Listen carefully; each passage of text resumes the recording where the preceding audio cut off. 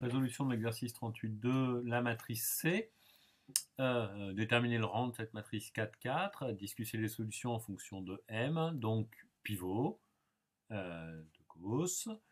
Et puis, on va commencer par utiliser le 1 comme pivot pour mettre des zéros en dessous. Donc L1 remplacé par L1, L2 moins L1, pardon, L2.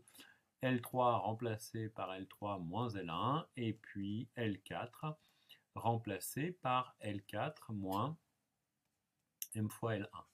Donc C devient une matrice C1 qui sera de la forme, on ne change pas la première ligne. La deuxième, 0, 0, M-1, 1 moins M. 0, M-1 également 0, 1 moins M. Et puis 0, 1 moins M, 1 moins M, et puis 1 moins M carré. Alors on peut continuer à travailler et puis on va se demander si on a un pivot ou pas. On voit qu'en fait la matrice ici va assez rapidement être simplifiable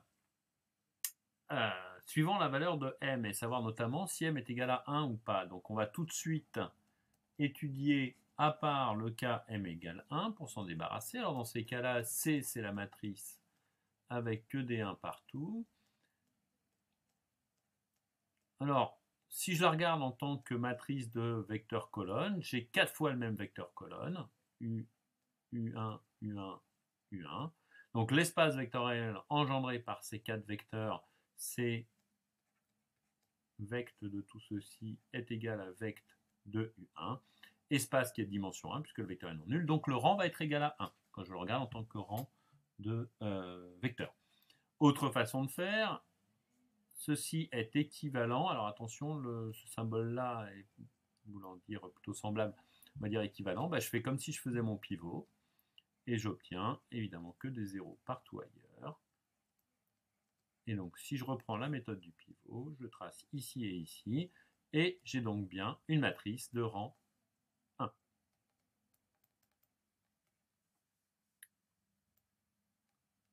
D'accord? Autre façon de voir, tous les vecteurs, si je disais que ceci c'est la matrice représentative dans par exemple la base canonique de R4 de F, j'ai F de 1, F de 3, F de 4 qui sont tous égaux, donc en fait j'envoie tous les vecteurs sur un multiple du vecteur 1, 1, 1, donc le rang de F vaut 1, d'où le rang de C vaut 1. Tout ça évidemment c'est la même chose. Donc on a dit que le cas M égale 1 est réglé, c'est une matrice de rang 1.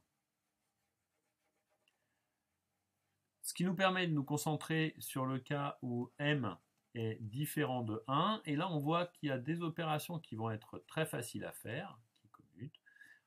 Je remplace la ligne 2 par 1 sur M, la ligne 2.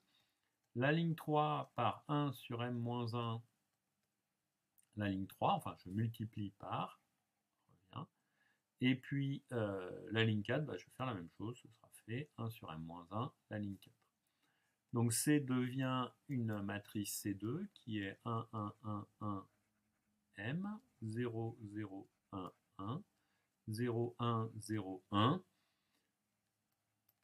0, 1, 1, et puis là, il nous reste du 1 plus M. Bien, alors on peut permuter ou faire continuer les travaux, c'est un peu pareil, quoi qu'il arrive. Mais on y voit un peu plus clair sur cette matrice. Donc je vais échanger la ligne 2 avec la ligne 3. D'accord? Ce qui va me faire un 1, 0, 1 et puis un 0, 1, 1. Et puis avec le 1 qui est là, je vais éliminer ce qu'il y a derrière. Bon. Donc, opération menée en même temps. Alors faites attention parce que là, j'ai des opérations qui ne commutent pas. Ça devient dangereux de se planter. Hein. Donc ici, j'ai 1, 0, 1, 0, 0, 1, 1. Et puis maintenant, j'écris ma ligne 3. Donc je vais le faire pour que ce soit clair pour tout le monde. Et une fois que j'écris cette ligne 3, je fais la ligne 3 moins la ligne 2. D'accord? Donc, ce qui fait apparaître 1, 0, 1 et M. Puis, dernière opération avec qui est là, j'obtiens un équivalent à L4, le 1 qui est là, et j'obtiens donc un 0 ici et un M-1 là. Puisque M-1 est non nul, par hypothèse, ben, je retrouve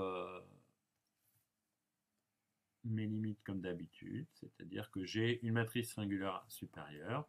Donc dans ces cas-là, le rang de C vaut 4. Et en particulier, la matrice est inversible, ce qu'on pourra retrouver avec un calcul de déterminant.